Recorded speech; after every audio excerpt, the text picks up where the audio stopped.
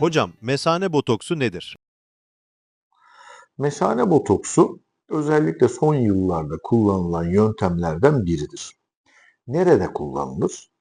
Aşırı aktif mesane hastalarında kullanılır.